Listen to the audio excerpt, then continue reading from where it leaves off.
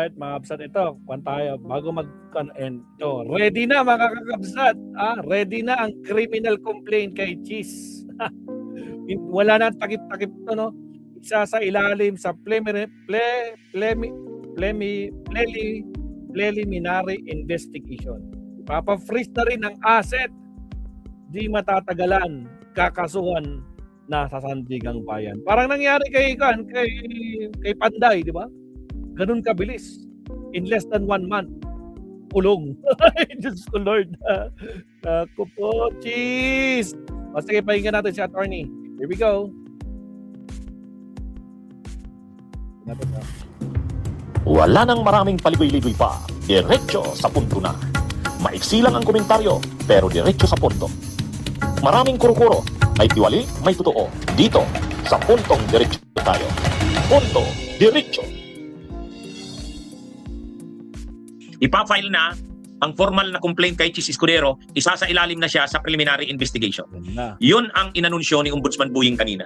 Mga kabunyog. IPPI na si Cheese. Ang ibig kong sabihin ng IPPI, preliminary investigation na. Ano ang ibig sabihin ng preliminary investigation? Hindi naman matapos na ang mga investigation na yan. Ang investigation kasi, sa Senate may investigation. Blue Ribbon Committee. Sa House mayroong investigation. Pero yung mga investigation na yan, in aid of legislation yan. Hindi naman yan para magsampa ng kaso. Yung investigation ng ICI, investigation yon, pero wala kasing prosecutorial power ang ICI. Investigasyon lang talaga. Yung NBI may investigation power din yan kasi National Bureau of Investigation. So, ang investigation kasi, ang investigation ng Blue Ribbon in aid of legislation. Yung investigation ng ICI, case build up. Hindi naman para magsampa ng kaso, nag-iimbestiga pa lang talaga ng mga facts, ebidensya. Pag may nakitang mga ebidensya at facts, medyo yung sapat-sapat yung ebidensya, ipapasa ngayon sa, kung ang NBI pwede rin mag-imbestiga, ipapasa ngayon sa ombudsman. Ang ombudsman, magdi-decide ang ombudsman, mukha nga talagang sapat-sapat ang ebidensya na to, mag-conduct na tayo ng PI, preliminary investigation. Ano ang pagkakaiba sa PI? Sa preliminary investigation, pinapasagot na ngayon, ang tawag na doon sa tao na nai-involve, respondent na. Noon kasi sa investigation sa Kamara at sa Senado, kung tawag sa kanya, resource person. Ibig sabihin, hindi pa yan tinitingnan bilang krimen. Hindi Inimbestigahan ka bilang resource person. Okay? So, hindi pa yan tinitingnan bilang criminal case. Kasi investigation in aid of legislation. Pero kung sa investigation in aid of legislation may nakitang parang may krimen na involved dito, ipapasa yan sa mga dapat mag-imbestiga. Yan na yung ICI o kaya NBI. Pag may nakita ngayon na sapat-sapat na ebidensya, magkakandak na ngayon ng preliminary investigation. Ibig sabihin, formal criminal complaint na yan. Kaya ngayon, pag sinabi nating IPPI na si Cheese, ibig sabihin yan, papadalhan na siya ng criminal complaint, hindi case. Criminal complaint. Bibigyan siya ng pagkakataon na mag-submit ng kanyang counter affidavit. Yan yung tinatawag na counter affidavit. Ngayon, pag submit niya ng counter affidavit, titingnan yon kung matibay ang kanyang depensa. Kung hindi, mahina ang kanyang depensa, yung complaint at mga ebidensya sa kanya ay mas matibay, prima facie evidence. Kung ang isasampa ang kaso ay may reasonable certainty of conviction, maglalabas ng resolution ngayon na sampahan siya ng kaso. So, ibig sabihin, hindi pa ito kaso technically. Criminal complaint pa lang, reklamo. Pero, ano na ito? Preliminary investigation na. Leading na ito sa filing ng case. Ibig sabihin, binibigyan siya ng pagkakataong idepensa ang sarili. Parang katulad ngayon kay Sara Duterte sa House. Diba? Sinasabi natin, preliminary investigation yan, parang preliminary investigation. Binibigyan siya ng pagkakataon na sumagot. Kasi kung hindi, kung may probable cause, dadalhin sa Senate. Yun na yung kaso. Impeachment. Okay? Pero ito naman kay Cheese, yan na. Bibigyan na si Cheese ng kopya ng complaint sa kanya, yung mga ebidensya, at siya ay respondent na.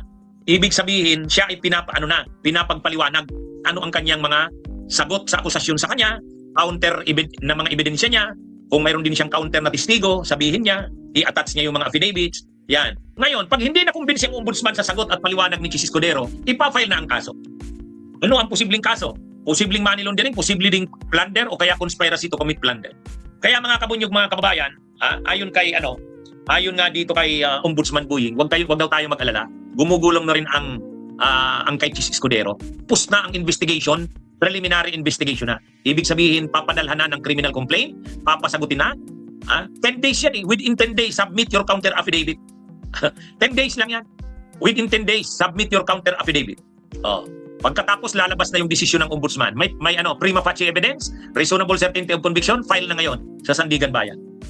Kaya yan mga kabunyog, sila Jingo Estrada, Ruel Villanueva, ano, tapos na yung PI, tapos na yung preliminary investigation. Ipa-file na yan. Baka ngayong katapusan ng April o kaya unang linggo ng May. Yung kay Jinggoy, Joel Villanueva, ipa-file na yan kasi tapos na yung PI. Si Chis Escudero, ipi-PI pa lang. Ang maganda dito, ang sinasabi ni Ombudsman Buying, gumugulong na ang kaso kay Chis. Kaya huwag tayong mag-alala. Akala ni Chis libre na siya, hindi. Kaya tahimik na tahimik si Chis, ano? Tahimik na tahimik si Chis. Pero sabi ni Ombudsman Buying, grabe daw yung ano sa kanya, tawag. Siguro mga nakikiusap sa kanya na huwag naman daw tuluyan. Pero sabi ni Ombudsman Buying, hindi pwede. Hindi pwede. This is VO3. Try it now. VO3 is here. You should try it. We will be conducting a PI soon. One thing I can tell you. I was in the briefing yesterday of the case build-up and yes, I was in the briefing yesterday of the case build-up. And it's going well. The papers are being, the theories are very strong and the papers are being prepared as we speak. So the complaint will soon be on the state of preliminary investigation. Sir, may freeze order po ba for Senator Escudero? We will get there also. Papunta rin tayo dyan. Kasi dito kasi, nung nagkaroon ng dirty Tamarind transaction, we took it from there to start investigating that money laundering. Kaya,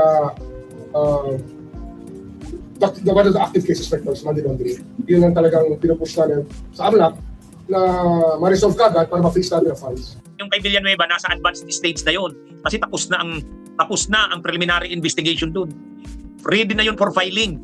Ready na yun for filing sa korte sa Sandigan Bayan. Kaya abangan na lang natin. Itong kay Chis Escudero, PI, preliminary investigation. Medyo nahuhuli itong kay Chis. Pero di bale, huli man daw at magaling, okay na rin. Di ba? Pero sila Joel Villanueva, Jinggoy Estrada, mauuna na. Kasi tapos na yung preliminary investigation sa kanila. Ready na yan for filing ng kaso sa ombudsman ay sa Sandigan Bayan. Okay, mga kabunyog, mga kababayan, So, yan po ang mga updates ng ano ba ang kaso ni Chis? Plunder o conspiracy to commit plunder. Yan. Actually, si Chis Escudero na kinakabahan na yan sa pagbalik dito ni Saldico. Bakit? Silang dalawa yung magka-partner doon sa budget ng 2025 Agree. Di ba? Sila yun Actually, si Saldico, Appropriations Committee Chair, yung Speaker si Martin. Pagdating sa Senado, is Senate President si Chis, tapos ang Finance Committee Chair si Grace Poe. So dapat sana ang nag-uusap, Finance Committee Chair ng Senado, Appropriations Committee Chair ng House. Pero hindi Tinake over ni Chis Escudero siya ang kausap ni Saldico. Kaya ang nangyari dito, si Saldico at si Chis Escudero ang nag-usap. Ayan mga kabunyog. Kaya matindi itong si Chis Escudero. Kaya tahimik na tahimik Tahimik na tahimik. Pero ang akala natin nung nakaraan, wala na, pinalibre na si Chis. Wala na. Pero hindi pala. Loy, nitong linggo daw na ito, ipi-PI na si Chis, ipi-preliminary investigation na. Yan, salamat naman.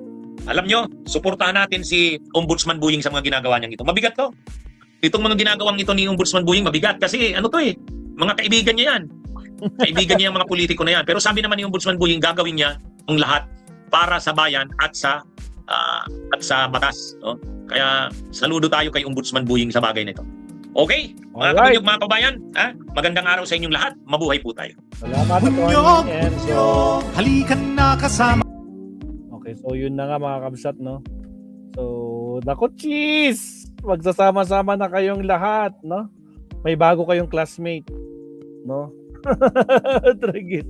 O siya, mag-last topic na tayo, mga kabsat, bago tayo mag-dinner. Last break tayo, last topic tayo.